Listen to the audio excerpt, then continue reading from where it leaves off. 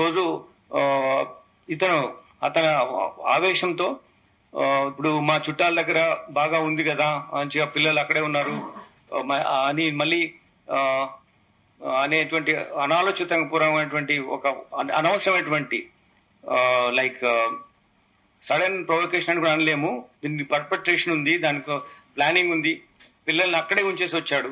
ఇతని ఈ విషయాలు గొడవ అకారణంగా గొడవ పెట్టుకుని అతని వైఫ్ మీద దాడి చేయాలనే ఉద్దేశంతో ఎవిడెన్స్ పిల్లలుంటే తెలుస్తుందని చెప్పేసి పిల్లల్ని వాళ్ళ చుట్టాల ఇంట్లోనే పెట్టేసి ఇక్కడ రావడం జరిగింది.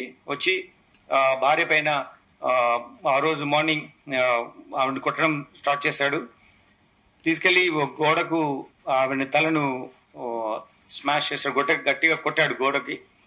She sustained injuries and then అంటే షీ ఫెల్ డౌన్.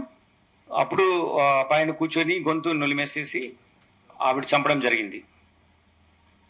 ఇది ఎలా మనకు తెలిసిందంటే ఈ జరిగిన విషయాలన్నీ కూడా తర్వాత తీసుకెళ్లి నది అక్కడ చెరువులో ఎలా వేశాడు అన్నీ కూడా, ట్యాంక్ లో ఎలా వేశాడు అనే అన్ని కూడా మనకు వీళ్ళ ఈ రోజు వస్తువు వెళ్తున్నాడు కదా, మేము అతని ఎంక్వైరీ ఎగ్జామిన్ చేస్తున్నాం, మళ్ళీ పంపిస్తున్నాం, మళ్ళీ వస్తున్నాడు. ఆ ప్రాసెస్ లో ఈరోజు ఉదయం వాళ్ళ ఈ అమ్మాయి చనిపోయిన వాళ్ళ అమ్మాయి మేనమామకు ఇతను చెప్పాడు జరిగింది ఏంటి ఇట్లా అని చెప్పేసి. ఆయన ముందు కన్ఫెస్ చేశాడు. ఆ కన్ఫెస్ చేసింది అతను వచ్చి మళ్ళీ మన పోలీస్ స్టేషన్ పిలిచినప్పుడు ఇలా జరిగిందని చెప్పాడు ఇదంతా.